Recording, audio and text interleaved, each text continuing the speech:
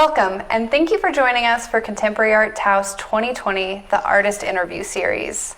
The series consists of short interviews between myself and the artists featured in this exhibition. Today, we have Maria Samora joining us. Thank you, Maria, for being here. Thanks for having me. So you have these three works featured in the current exhibition, but you really have come from Taos. You were born and raised here. You came into your prowess as an artist here. Can you tell us about how you became the respected artist that you are now, really being centered in this place? Yeah, well, it's certainly been quite the journey, and I've been making jewelry for about 20 years now. And the way it came about was really sweet and kind of happened really naturally. I had just finished college and had moved back to Taos and was trying to kind of find my way and figure out what I was going to do. And I was working in the restaurant and had been working in the restaurant industry for since I was 14. And I just moved back to Taos, and one of my dear friends asked me if I wanted to take a course at the local university here, which had just opened up. UNM had just opened a branch up here in Taos. And so I was like, yeah, what should we take? She's like, well, let's take a jewelry class. And I was like, okay, sounds fun. Yeah, let's do it. So I did about 3 semesters at UNM, and then wasn't really sure where it was going to go. And I discovered this local goldsmith named Phil Poirier. And at the time there was an organization called the Taos Institute of Art, and they would do these week-long intensive courses. And so I was able to get a scholarship and started doing this course with him. And the first day in, I was just completely blown away by his knowledge and expertise and techniques. And by the third day, I kind of was like, I need to work with this guy. Like, if I'm going to take this anywhere, this is the person that I need to be doing this with. So the third day into the class, I asked him if I could work with him. And he turned me down. And he was like, I don't really need anybody now, but I'll keep you in mind. So I kind of gave up on the idea, but about 3 months later, he gave me a call and said, do you still really want to do this? And I said, absolutely. And he's like, well, don't go quit your day job or anything. This is just going to be part-time. And I was like, yes, whatever, I'll do whatever. And so he really started me off on this very traditional European apprenticeship approach, which really involved sweeping the floor and taking out the trash and endless hours of polishing and buffing and soldering. And he just gave me so many tasks that really helped refine my skills. And so that apprenticeship began, and he really just kind of took me under his wing and really just kind of offered this support to really kind of help, flourish my career. And so I started doing shows and started to get recognized. And so it's just been a really incredible journey in that way. And then your first big break was at the Santa Fe Indian Market, right? Yeah, so then, so I originally started showing my work at Blue Rain Gallery, which originally started here. They're now in Santa Fe. But the owner, Leroy Garcia, purchased some of my pieces, and he was like, well, he purchased some and was like, I'm not going to buy them all because I want you to keep creating.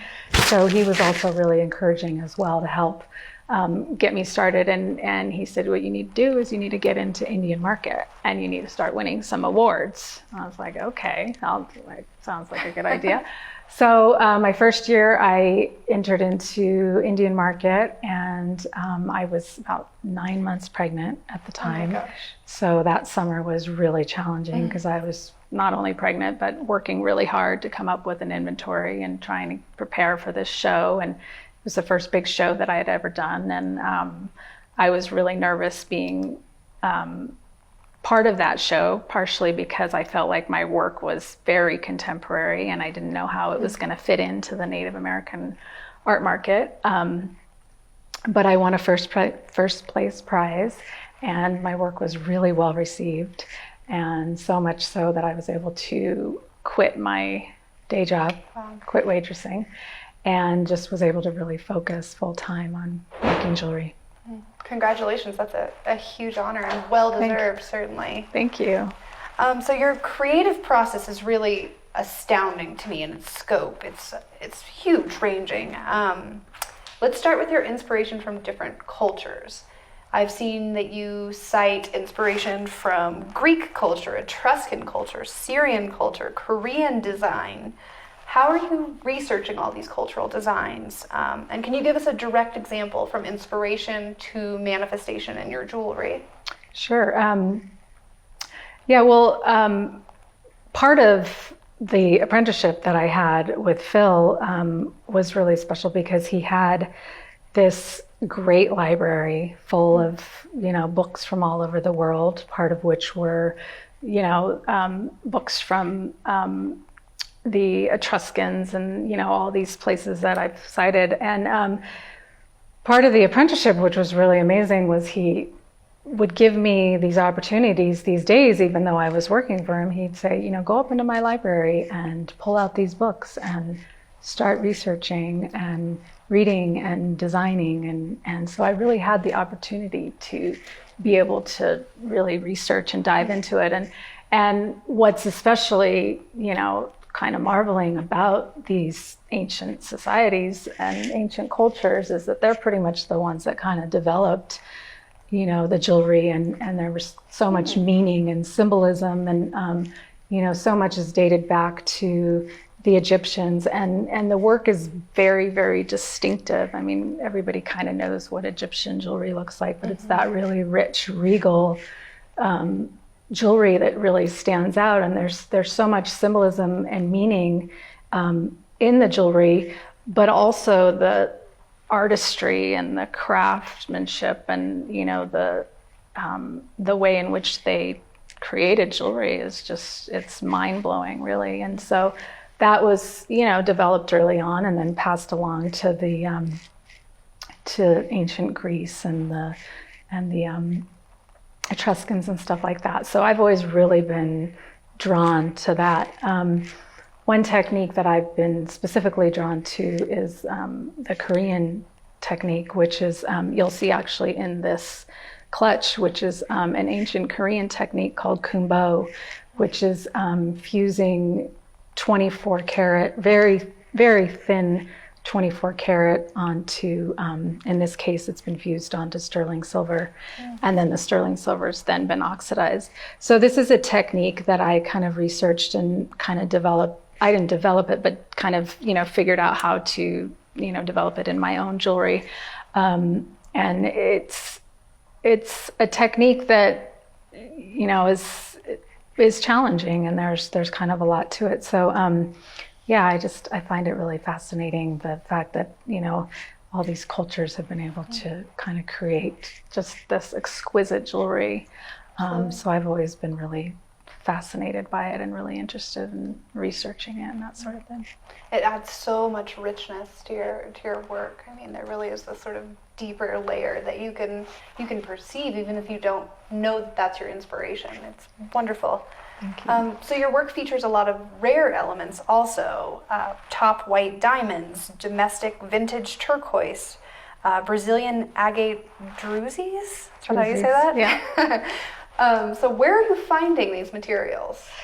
Well, various places, but kind of the biggest gold mine, I guess, is going to the Tucson Gem Show. It's a show that takes place once a year in Tucson, and dealers and brokers come from all over the world. So it's just like pretty much being a kid in the candy store. You have access to all these exotic, rare, unusual, gemstones and just almost anything or everything that you could make jewelry out of, fossilized bone, dinosaur bones. I mean, the list goes on and on about what you can source there. So I don't get to go every year, but I do try to go as often as I can. And it's kind of this really fun pilgrimage to go there. It's got so much energy just from being around all the gemstones and being able to source and find all of these beautiful pieces. And so I like to be able to go and do that, and it's really amazing what you can find there. And so that's kind of like where a lot of the inspiration starts, is just through finding certain gems that then I can, make into jewelry.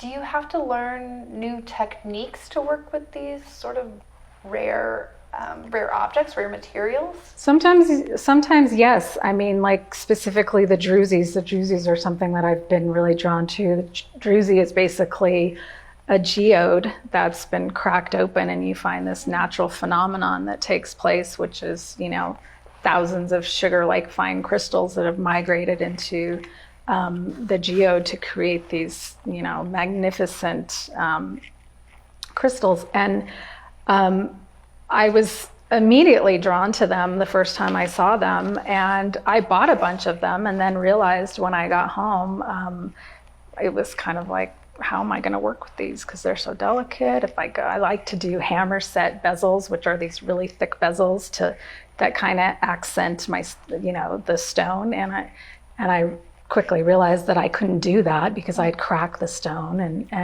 So yeah, there are different elements, all the stones have kind of different properties and elements that you have to take into consideration.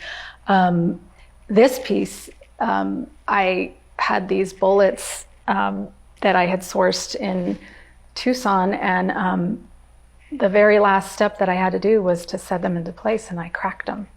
And I had to have them over, it was like the day before I was going to enter it into the competition at Santa Fe Indian Market. And I had cracked them, and luckily I was able to overnight them from New York from this dealer that I had met in Tucson, and he sent them to me, and I was able to get them in. So each stone definitely does have different properties that you have to take into consideration, whether it's, heat or, however it can, whatever it can withstand. So there are all these very natural, very organic elements that are part of your work, but it also takes on these geometric shapes, a balance that's really reminiscent of Art Nouveau, that organic and the rational, the natural and the rational. Is that a tension that you're interested in? I'm definitely interested in it, and I'm definitely fascinated by it. I think the two actually go hand in hand, and they kind of play off of each other. The way in which I design my jewelry has always been kind of a very organic approach, and I do feel like I'm very inspired by nature and the symmetry that happens, just in a leaf, or, some of my designs have been, one of my current designs is based off of strata, which is a geological formation of parallel lines. So I am very drawn to things in nature, but I also think that the kind of rational part about that is that I feel like things have to be very symmetrical and very precise, and I'm very detail oriented, and everything has to have an exact placement and the right symmetry and the right balance, which I really take into consideration with all of my designs, is to making sure that it feels like it has a really nice balance. And it also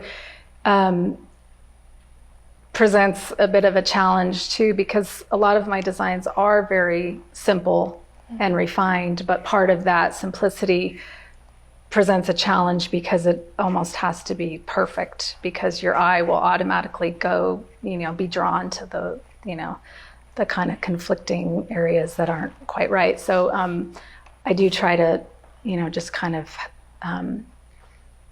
I do think it's important to have a balance kind of between the two in my designing.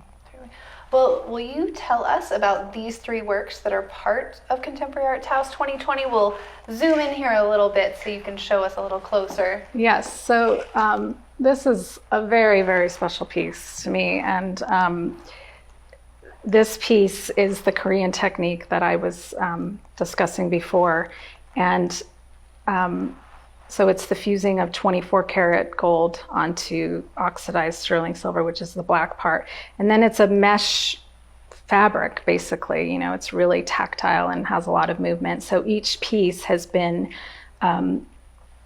made in such a way that they're all linked together. And then there's actually a pattern that kind of takes place on the gold itself, which kind of helps imprint the gold into the, kind of helps, bind the gold to the silver as well, even though it's actually fused. And then the rest of it's sterling silver with a really nice hinge, and then I love that some inside. raw silk inside, and then the citrine bullets on the ends. And then this is all, then the liner is buckskin. And this piece was actually made when I was pregnant with my daughter, and my original thought was that I really wanted to have like this electric blue fabric on the inside, and went to the fabric store and siphoned through all sorts of fabric and couldn't quite find the right thing. And right as I was ready to walk out the door, there was just this little remnant of this tiny piece of pink silk kind of down in the corner.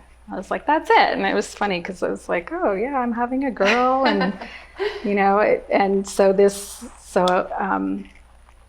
was made when I was 9 months pregnant with her. So this is a really special piece. And then this is a new piece, which is the Tetra Bracelet, which is sterling silver that has been oxidized. A lot of my work, you'll see, has the oxidization, which is silver naturally wants to tarnish and oxidize over time. I just kind of deliberately speed along the process and burnish it into the metal. And this has been a kind of a technique that I've kind of had to refine as well. And then it has my signature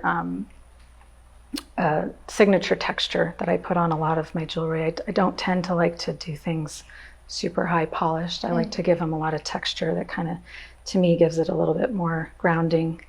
And then this is black diamonds that are set in 18 karat gold tubes that have been set inside the piece. The black diamonds are so mysterious. Like, it really took me a while with them of looking closely to realize, like, oh my gosh, they're both shiny and dark and really wonderful. Yeah, I mean, it's amazing how much light can actually, shine from them, even though they're black. I love the black diamonds a lot. They're really fun to work with. And then this is the Cosmos lattice ring, which is all 18 karat gold with top white SI1 diamonds set in 18 karat gold as well. And I don't typically, this is probably the most amount of diamonds you'll see in a piece. Typically I'll just put a few, just kind of like as a little sprinkle of, to me it's almost just like a little snowflake or something, just a little extra sprinkle of diamonds. But this one, obviously it's like the whole piece. But how many diamonds? I don't remember exactly. I have 110 on the label. 110, I think, sounds about right. I always kind of lose track of these things. But yeah, enough that you basically go cross-eyed after setting that many. Yeah, this was kind of part of a Cosmos collection, which is actually, the Lattice Collection is some work that I did kind of really early on. I had a whole collection of different pieces, and this is kind of the evolution of it, and something I kind of went back to and revisited was the lattice work. I love that these three pieces are sort of different times for you, different processes for you. I think that's great to sort of see you changing as an artist and experimenting with different things. It's a great combination, actually. Thank you. Well, thank you so much, Maria, for joining us for this interview. I really appreciate it. And thank you all for joining us on Facebook Live. Stay tuned. Our next interview will be on December 30th with Kathleen Brennan. Thank you.